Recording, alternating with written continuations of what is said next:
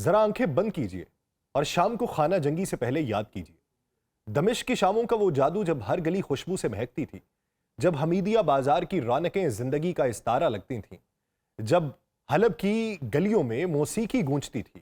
جب ہر چوتھے قدم پر کوئی قہوہ خانہ ملتا تھا جہاں لوگ سیاسی بحثیں کرتے، شاعری سنتے اور قہوے کی چسکیاں لیتے تھے۔ جامعہ دمشق کے در و دیوار دانش سے جگمگاتے تھے اور عرب دنیا کی سب سے پرانی تہذیب، ترقی اور روایت کا حسین امتزاج بن کر دنیا کے سامنے کھڑی تھی۔ مگر پھر اچانک سب کچھ بدل گیا۔ باہر سے آنے والی آوازوں نے اندرونی اختلافات کو آگ لگا دی، سوشل میڈیا پر جذبات کو بھڑکایا گیا،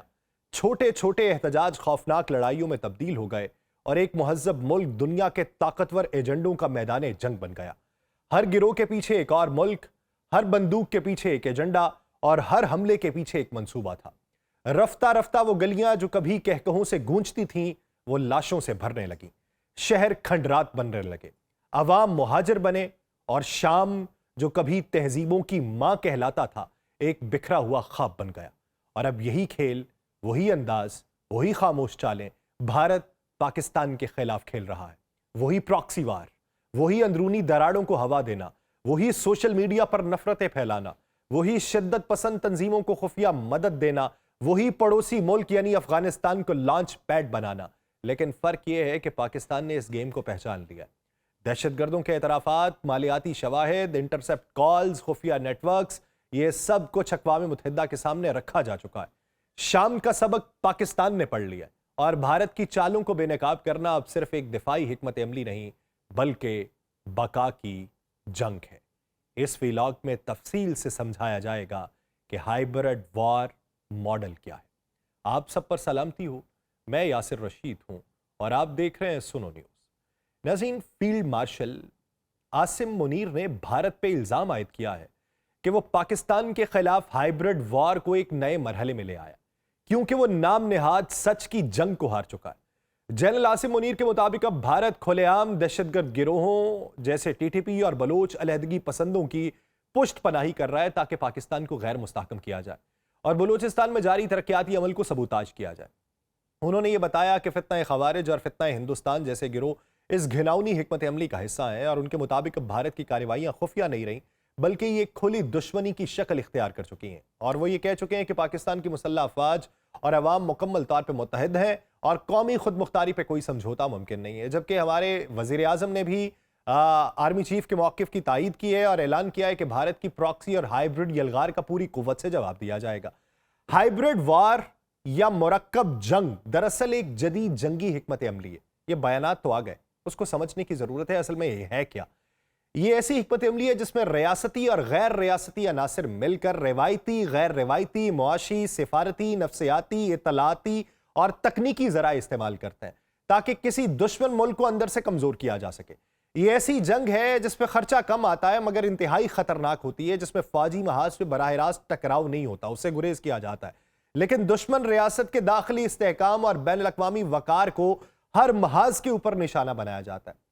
آپ کو بے شمار اختلافات ہوں گے، بے شمار تکنیکی اختلافات ہوں گے، ادارہ جاتی اختلافات ہوں گے، بیانیاتی اختلافات ہوں گے، لیکن ہائبرڈ وار ماڈل کو پڑھنا، سیکھنا اور اس سے سبق حاصل کرنا بے حد ضروری ہے۔ اس کو دیکھ کے آپ اپنے تئیں اپنا فیصلہ تو کر سکتے ہیں کہ میرا کردار کیا ہوگا۔ ہائبرڈ وار فی الحقیقت ایک ایسی جنگی حکمت عملی ہے جو براہ راست ٹکراؤ کی بجائے چالاکی، فریب اور ذہنی حملوں پہ مبنی ہوتی ہے۔ اس کی اصل پہچان یہ ہے کہ روایتی جنگ سے زیادہ غیر روایتی طریقے اختیار کیے جاتے ہیں، لیکن روایتی قوت کا خوف جو ہے وہ قائم رکھتا ہے تاکہ دشمن پر دباؤ برقرار رکھا جا سکے۔ دشمن ریاست کے اندر موجود سماجی، مذہبی اور نسلی تقسیم کو ہوا دی جاتی ہے، عوامی سوچ کو گمراہ کرنے کے لیے میڈیا اور پروپیگنڈے کا استعمال کیا جاتا ہے اور بین الاقوامی قوانین اور اداروں کو اپنے حق میں استعمال کیا جاتا ہے۔ یہ سب ہائبرڈ وار کے وہ ہتھیار ہیں جو میدان جنگ کے بغیر بھی جنگ جیتنے کی صلاحیت رکھتے ہیں۔ اس جنگ کا اصل مقصد یہ ہوتا ہے کہ دشمن ملک کو اندر سے بکھیر دینا اور اسے عالمی سطح پہ تنہا کر دینا۔ کسی بھی ریاست کے لیے ہائبرڈ خطرہ تب پیدا ہوتا ہے جب وہ نہ صرف ایک یا کئی ریاستوں بلکہ غیر ریاستی عناصر جیسے دہشت گرد گروہوں کا سامنا کر رہی ہو اور ساتھ ہی اقتصادی پابندیوں اور سفارتی دباؤ کا بھی شکار ہو۔ سفارتی تجزیہ کار اور دفاعی تجزیہ کار بریگیڈیئر احسن ہے جو کہ لیفٹیننٹ جنرل احسن الحق کے نام سے جانے جاتے ہیں، وہ یہ کہتے ہیں کہ ہائیبرڈ خطرہ دراصل ایک ایسا الجھا ہوا منظرنامہ ہوتا ہے جس میں جنگ کی مختلف پرتیں شامل ہوتی ہیں اور یہ سب مخالفین کی صلاحیتوں اور ان کے تصویراتی اہداف سے جڑی ہوتی ہیں. یعنی مثال کے طور پہ القاعدہ اور داعش جیسے دہشت گرد گروہ مختلف علاقوں میں سرگرم ہیں اور اپنے سیاسی مقاصد کے حصول کے لیے روایتی جنگی ہتھ کنڈوں کے ساتھ ساتھ اقتصادی، معلوماتی اور تکنیکی وسائل کو بھی استعمال کرتے ہیں، اور ان کی یہی صلاحیت انہیں محض دہشت گرد نہیں بلکہ ایک مکمل ہائیبرڈ خطرہ بناتی ہے. روس کی 2014 میں کریمیا پر جو یلغار تھی وہ ہائیبرڈ جنگ کی ایک کلاسیکل اور جدید مثال کے طور پہ دیکھی جاتی ہے، جہاں جنگ کے میدان میں قدم رکھنے سے پہلے روس نے اصل ہتھیار کے طور پہ جھوٹ پہ مبنی اطلاعات، سائبر حملوں، نفسیاتی چالوں، غیر شناخت شدہ فوجی اہلکاروں جنہیں چھوٹے سبز آدمی کہا گیا تھا، مقامی ملیشیاؤں کی پشت پناہی اور عوامی رائے پر اثر انداز ہونے جیسے غیر فوجی ذرائع استعمال کیے تھے. اس نے مکمل عسکری یلغار کی بجائے اندرونی خلفشار پیدا کرنے اور جو جنگ و امن کی حدود تھی ان کو دھندلا دیا اور سیاسی مقاصد حاصل کرنے کی حکمت عملی اپنائی تاکہ کوئی روایتی فوجی رد عمل نہ ابھرے. اگرچہ ہائیبرڈ طریقہ کار ماضی میں مختلف شکلوں میں استعمال ہوتا رہا ہے، لیکن روس کی شاطرانہ حکمت عملی نے دنیا کو چونکا دیا تھا اور ہائیبرڈ وار کو ایک باقاعدہ جنگی نظریے کے طور پہ سامنے لایا تھا جسے اب کئی ممالک اپنے عسکری نصاب کا حصہ بنا رہے ہیں. پاکستان کے خلاف بھارت کی چالیں بھی اسی نوعیت کی ہیں، جن میں یورپی یونین کے ڈس انفو لیب جیسے جھوٹے نیٹ ورکس ہیں، فیٹف میں پاکستان کو گرے لسٹ میں رکھوانا تھا اور سیاسی و معاشی دباؤ شامل تھا جن کا مقصد بغیر اعلان جنگ پاکستان کو اندرونی اور بیرونی سطح کے اوپر کمزور کر دینا. ہائیبرڈ جنگ کی فہم اس وقت مزید ضروری ہو جاتی ہے جب ہم یہ دیکھیں کہ دشمن ملک فوجی اور غیر فوجی حربے یکجا کر کے اپنے مقاصد حاصل کرتا ہے. اس میں خفیہ آپریشنز بھی ہوتے ہیں، میڈیا وار بھی ہوتی ہے، سیاسی خلفشار پیدا کرنے کے حربے بھی ہوتے ہیں جن کا مقصد براہ راست تصادم کے بغیر ریاست کو کمزور کرنا. میں یہ نہیں کہتا کہ پاکستان میں اس وقت سارے لوگ ہی انہی کے ایجنڈے پہ کام کر رہے ہیں، میں یہ نہیں کہتا، لیکن یہ دیکھیے کہ ماحول کیا بنایا جاتا ہے اور اس ماحول میں کوئی اپنے مقاصد کے لیے بھی کام کر رہا ہو تو اس کے اوپر لیبل کیا لگے گا اور وہ کس کے لیے اعلی کار کے طور پہ استعمال ہوتا رہے گا. ایسے نظریے کی جڑیں جو ہیں یہ امریکی انقلاب سے لے کے برطانیہ کی فلسطین میں کارروائیوں تک پھیلی ہوئی ہیں. اس تجزیے کا مقصد بھارت کے ہائیبرڈ ہتھ کنڈوں کو بے نقاب کرنا ہے اور ان سے نمٹنے کے لیے حکمت عملی کو واضح کرنا ہے. ہائیبرڈ جنگ کو سمجھ کے لیے بین الاقوامی دفاعی اتحاد جیسے ملٹائی نیشنل جو کیپیبلٹی ڈیولپمنٹ کمپین ہے جسے MCDC کہا جاتا ہے، اس نے ایک فریم ورک تیار کیا. یہ امریکہ اور نیٹو اتحادیوں کی مشترکہ کاوش ہے جس کا مقصد ان چالاک حملوں کے خلاف مشترکہ دفاعی حکمت عملی کو ترتیب دینا ہے جو روایتی جنگ سے نیچے رہتے ہیں مگر مہلک نتائج لاتے ہیں. اس فریم ورک کے تحت وہ تمام کمزور پہلو، ہم آہنگ ہتھ کنڈے اور غیر متوقع حملے سامنے آتے ہیں جو ایک ہائیبرڈ حملہ آور استعمال کرتا ہے. بھارت چونکہ یہ جانتا ہے کہ پاکستان اور اس کے درمیان ایٹمی طاقتوں کی موجودگی روایتی جنگ کو ناممکن بنا چکی ہے، ہوگی بھی تو اس کے نتائج ایسے ہی رہیں گے کہ کوئی تیسری طاقت کودے گی اور مذاکرات بیچ میں ہو کے امن ہو جائے گا اور سیز فائر ہو جائے گی. اس لیے وہ ہائیبرڈ وار کو بطور متبادل اختیار کر چکا ہے. 2014 سے 2020 کے دوران بھارت نے 14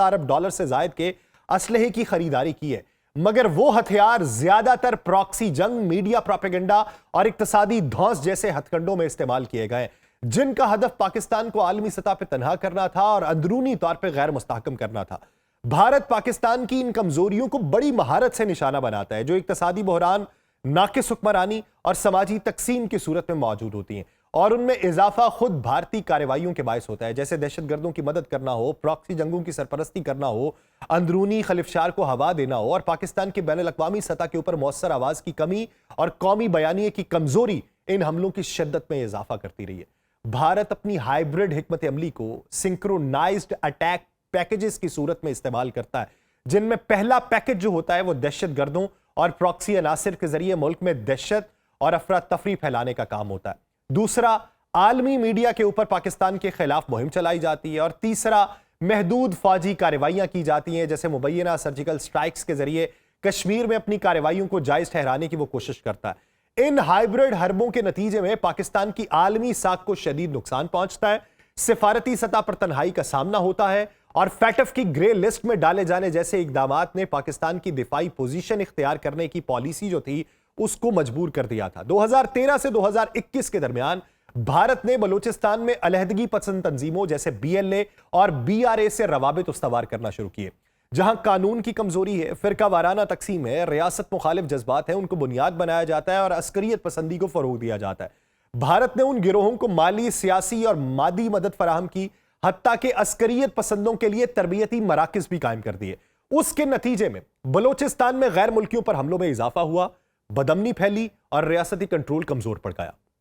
2020 سے 2021 کے درمیان بھارت نے پاکستان کے خلاف ایک منظم جھوٹا اطلاعاتی طوفان برپا کیا، جس کا مقصد ملک کے اندر بے یقینی اور خوف کو پھیلانا تھا اور عالمی سطح پہ پاکستان کی شبیہ کو داغدار کرنا تھا۔ اس مہم نے سیاسی غیر استحکام اور ابھرتے ہوئے انتہا پسند عناصر کو اپنے حق میں استعمال کیا۔ جعلی میڈیا چینلز استعمال کیے گئے اور نقلی غیر سرکاری تنظیموں کے ذریعے جھوٹ پھیلایا گیا، اور اس کے نتیجے میں نہ صرف عوامی اضطراب میں اضافہ ہوا بلکہ غیر ملکیوں میں بھی خوف کی لہر دوڑی۔ پاکستان کو ہائیبرڈ جنگ کے خطرے سے نمٹنے کے لیے ایک جامع حکمت عملی ترتیب دینا ہوگی جو نہ صرف خطرے کو سمجھنے میں مدد دے بلکہ بروقت رد عمل اور مؤثر دفاع کو یقینی بنائے۔ اس کے لیے ضروری کیا ہے کہ پاکستان پہلے اس جدید جنگ کی پیچیدگی کو سمجھے، اپنی کمزوریوں کو تسلیم کرے، ان پر قابو پانے کے لیے مضبوط داخلی ڈھانچہ تشکیل دے اور ایسے اسٹریٹجک رہنما اصول وضع کرے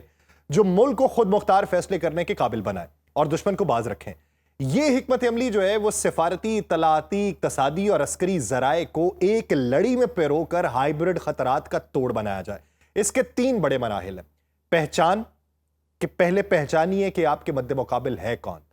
پھر اس کا توڑ، پھر اس کا جواب۔ اس کا عمل جو ہے یہ مضبوط انٹیلیجنس اور ابتدائی خبردار کرنے والے نظام سے جڑا ہوا ہے تاکہ خطرات کو وقت سے پہلے محسوس کیا جا سکے۔ جو حکمت عملی ہے دشمن کو یہ باور کروانے پہ مبنی ہو کہ کسی بھی جارحیت کی قیمت اسے بہت بھگتنی پڑ سکتی ہے، اور رد عمل کی حکمت عملی ایسی ہو کہ ہر کمزوری پہ نشانہ لگا کے دشمن کے حملے کو ناکام بنایا جا سکے۔ بھارت کی جانب سے ہائیبرڈ وار کی شکل میں پاکستان کو جو خطرات لاحق ہیں وہ اس امر کے متقاضی ہیں کہ پاکستان ایک مکمل اور سخت رد عمل پر مبنی حکمت عملی اپنائے، کیونکہ بھارت کی مایوس کن پالیسیز کا عکس جو ہے یہ ہائیبرڈ حکمت عملی میں جھلکتا ہے۔ پاکستان کے پاس جو ہے وہ ایسی صلاحیت موجود ہے کہ دشمن کو بتایا جا سکے کہ ہم کیا کر سکتے ہیں، مگر اسے ہائیبرڈ جنگ کے مطابق جدید بنانے کی ضرورت ہے تاکہ قومی سلامتی اور خود مختاری کا تحفظ کیا جا سکے۔ ہائیبرڈ جنگ کا تصور دنیا بھر میں مختلف انداز سے سمجھا جاتا ہے جو ہر ملک کی تزویراتی ترجیحات اور علاقائی خطرات سے جڑا ہوتا ہے۔ امریکہ کے نزدیک یہ روایتی اور غیر روایتی ہتھ کنڈوں کا مجموعہ ہے جس میں عسکری، اقتصادی، سیاسی اور سائبر ذرائع بیک وقت استعمال کیے جا سکتے ہیں۔ روس کو اس جنگ کا نمایاں کھلاڑی سمجھا جاتا ہے کہ روس خود کو مغربی ہائیبرڈ حملوں کا شکار سمجھتا ہے اور اس جنگی ماڈل کو مغربی پروپیگنڈا قرار دیتا ہے۔ اس کے ہاں سیاسی اثر و رسوخ اور اطلاعاتی یلغار عسکری طاقت سے زیادہ مؤثر سمجھے جاتے ہیں۔ چین کے نزدیک یہ غیر محدود جنگ کا نظریہ ہی ہائیبرڈ جنگ کی بنیاد ہے، جس میں نفسیاتی، میڈیا، قانونی اور معاشی ذرائع کو بغیر کھلی جنگ کے اثر و رسوخ بڑھانے کے لیے استعمال کیا جاتا ہے، اور بیلٹ اینڈ روڈ انیشیٹو بھی اسی حکمت عملی کا حصہ ہے۔ بھارت خود کو کشمیر میں پاکستانی ہائیبرڈ جنگ کا نشانہ بتاتا ہے، لیکن پاکستان پہ دہشت گردوں کی مالی معاونت، بلوچستان میں بدامنی کو ہوا دینے جیسے اقدامات جو ہیں اس کا الزام بھی عائد کرتا ہے، جبکہ پاکستان اپنے قیام سے لے کر آج تک خود کو بھارتی ہائیبرڈ وار کا شکار سمجھتا ہے، جس کا ثبوت 1971 کی مشرقی پاکستان کی علیحدگی تھی اور بلوچستان کی حالیہ صورتحال ہے۔ پاکستان کے نزدیک ہائیبرڈ جنگ ایک پیچیدہ، کثیر الجہتی خطرہ ہے جو اندرونی اور بیرونی قوتوں کی مشترکہ چالاکیوں سے وقوع پذیر ہوتا ہے۔ اب اس پس منظر میں ہائیبرڈ جنگ اس لیے بھی ریاستوں کا ترجیحی ہتھیار بنتی جا رہی ہے کیونکہ اس میں کم خرچ میں زیادہ فوائد حاصل ہوتے ہیں اور خطرات براہ راست جنگ سے بہت کم ہوتے ہیں۔ یہ جنگ کھلے تصادم سے بچتے ہوئے فریب، سائبر حملوں، معاشی دباؤ اور غیر ریاستی عناصر کی پشت پناہی جیسے طریقے استعمال کرتے ہیں۔ روس کا کرائمیا پہ قبضہ اور 2016 کے امریکی انتخابات میں مبینہ مداخلت اور بھارت کی پاکستان کے خلاف اطلاعاتی مہمات اس کے نمایاں نمونے ہیں۔ ہائیبرڈ جنگ کی 2 خاص پہچانیں یہ ہیں کہ یہ جنگ جو ہے یہ جنگ اور امن کے درمیان کی لکیروں کو مٹا دیتی ہے اور جارحیت کو اس انداز میں انجام دیتی ہے کہ اس کی واضح ذمہ داری جو ہے وہ کسی پر ڈالی نہ جا سکے۔ ہند پاک تناظر میں ہائیبرڈ جنگ کا ابتدائی نمونہ جو تھا وہ 1965 کا آپریشن جبرالٹر تھا، جہاں پاکستان نے چین بھارت جنگ کے بعد کشمیر میں مقامی بغاوت بھڑکانے کی کوشش کی اور جس میں خفیہ کارروائی، نفسیاتی دباؤ اور روایتی خطرے کو یکجا کیا گیا، مگر وہ کوشش ناکام رہی۔ 1971 میں بھارت نے مشرقی پاکستان میں ایک مکمل ہائیبرڈ حکمت عملی اختیار کر لی جس میں عالمی رائے عامہ کو پاکستان کے خلاف ہموار کیا گیا۔ बंगाली कौम परस्ती को हवा दी गई और मीडिया और सिफारतकारी के जरिए भारत को निजात दहिंदा के तौर पे पेश किया गया। मुक्ति बाहिनी को असलहा और तरबियत देके इंफ्रास्ट्रक्चर पे हमले करवाए गए और जब मशरकी पाकिस्तान कमजोर हो गया तो रिवायती जंग के जरिए मुल्क को तोड़ दिया गया। इन मिसालों से यह जाहिर होता है कि दोनों ममालिक ने सिफारत, मीडिया, बगावत और फौजी ताकत को मिला के अपने मकासद हासिल करने की कोशिश की है। आज भारत पाकिस्तान के खिलाफ जो साए की जंग लड़ रहा है वो मुकम्मल हाइब्रिड हिकमत अमली का नमूना है और हमें यह समझना होगा कि इसमें मरकजी हदफ बलोचिस्तान है। इसका मकसद सी पैक जैसे स्ट्रेटेजिक मंसूबों को सबूताज करना है, कौमी इत्तेहाद को पारा पारा करना है और खित्ते में भारतीय बालादस्ती को कायम रखना है। इस जंग में प्रॉक्सीज, जासूसी, इतलाती अलगार, दहशतगर्दों की माली मुआवनत जैसे हथकंडे इस्तेमाल किए जाते हैं जिनमें भारत अपनी पहचान छुपाने की हर मुमकिन कोशिश करता है। बलोचिस्तान में जारी शोरिश को भारत ने एक प्रॉक्सी मैदान में तब्दील किया है जहां बलोच लिबरेशन आर्मी जैसे दहशतगर्द गिरोहों को माली, अस्करी और अमली मदद फराहम की जाती है। गैर बलोच मजदूरों पे हमले करवाए जाते हैं, फिरका वाराना फसाद करवाए जाते हैं और शहरी दहशत की फजा पैदा करना इसी हिकमत अमली का हिस्सा है जिसे भारतीय मुशीर अजीत दोवल की जारहाना दिफा की पॉलिसी से ताबीर किया जाता है। 2016 में नरेंद्र मोदी ने यौम आजादी पर बलोचिस्तान का जिक्र किया था जिसे पाकिस्तान ने खुली मुदाखलत का एतराफ करार दिया था। बीजेपी के अराकीन और भारतीय मीडिया ने न सिर्फ बलोचिस्तान की अलहदगी की हिमायत की बल्कि बीएलए जैसे गिरोहों को आजादी के मुजाहिद बना के पेश किया। उसी साल कुलभूषण यादव की बलोचिस्तान से गिरफ्तारी ने पाकिस्तान के दावों को ठोस बुनियाद फराहम की, जहां उसने एतराफ किया कि वो रॉ का ऑफिसर है, झूठे शनाख्ती कागजात के ऊपर काम कर रहा था, दहशतगर्दों को मुनज़्ज़म करता था, बलोचिस्तान में बदअमनी फैलाने के मिशन के ऊपर मामूर था। हालिया बरसों के अंदर बीएलए के रहनुमा भी भारत की खुली हिमायत का इजहार कर चुके हैं और उन्होंने भारतीय अस्करी मदद की खुल के अपील की है। चीनी काउंसलेट के ऊपर हमला, गवादर होटल के ऊपर हमला, सी पैक के खिलाफ इसी दुश्मनी की अलामत है और पाकिस्तान ये बारहा दुनिया को बताता रहा कि भारत सिर्फ नजरियाती सतह पे नहीं बल्कि अमली तौर पे भी बीएलए की मदद कर रहा है, जिसमें अफगानिस्तान के भारतीय काउंसिल खाने खुसूसन कंधार से हथियार, तरबियत, फंडिंग और तिब्बी सहूलियात फराहम की जाती हैं। 2023 में सरेंडर करने वाले बीएनए कमांडर सरफराज मंगलजई ने यह एतराफ किया था कि उसे भारत से फंड्स और खुफिया मवासलाती आलात दिए गए और जख्मी जंगजुओं को जाली शनाख्तों के साथ भारत, दुबई और श्रीलंका के जरिए इलाज मुहैया किया जाता रहा और वो इलाज के लिए वहां जाते रहे। ये तमाम सबूत भारत के उस पुरअसरार मगर मोहलिक हाइब्रिड जंगी मॉडल की गहराई को बेनकाब करते हैं जिसका निशाना पाकिस्तान की बुनियादें और मुस्तकबिल है। जबकि फील्ड मार्शल ने भारत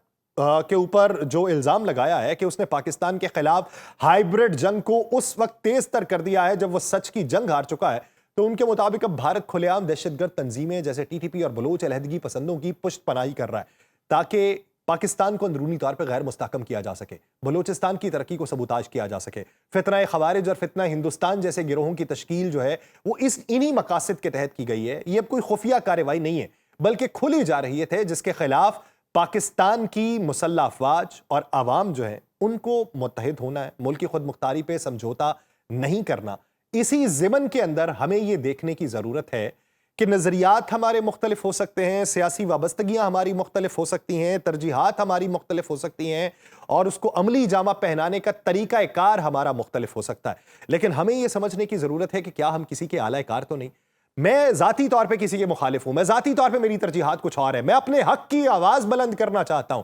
लेकिन मेरे हक की आवाज़ बुलंद करना रियासत को नुकसान पहुंचाते हुए किसी को बिलवास्ता फ़ायदा तो नहीं पहुंचा रहा। ये देखने की ज़रूरत है। अभी मौजूदा सूरत हाल में गैर रिवायती तरीके मसलन नस्ली, मजहबी, लिसानी तकसीम को हवा दे दिया जाना और फिर उसी के मुताबिक जो है मीडिया और मालूमाती महाज के ऊपर दुश्मन रियासत के खिलाफ बयानिए को तराशना, बैनुल अक़वामी इदारों का सहारा लेके कानूनी दबाव को बढ़ाना, अंदरूनी खलिफशार पैदा करके दुश्मन रियासत को कमज़ोर किया जाना, ये इस वक्त भारत के मकासद है। और पाकिस्तान के लिए एक हाइब्रिड खतरा उस वक्त भी जन्म लेता है जब एक या एक से ज्यादा रियासतें रिवायती या गैर रिवायती दोनों तरीके से मुआशी पाबंदियां और सिफारती दबाव समेत हमें निशाना बनाने लगे। तो इसमें से निकलने के लिए हर एक का अपना रोल है, अपना इकदाम है, अपने तय इकदामात है कि अगर कोई खबर पहुंचती है उसकी तस्दीक करें। खबर का सोर्स क्या है, खबर की बुन्नत क्या है, खबर का आगाज कहां से हुआ, उसके पीछे के मकासद क्या है और इस खबर के फैलाव में फायदा कुली तौर पे अवाम का है, रियासत पाकिस्तान का है, किसी एक इदारे का है, किसी एक शख्सियत का है या फिर किसी और मुल्क के फायदे में। ये सोच समझ के हमें कोई इकदाम उठाना है। मजमूई तौर पे हमें अपने हिस्से का काम करना है, दूसरे अपने हिस्से का काम करते रहें। मुझे दीजिए इजाजत। اللہ نے کے بعد।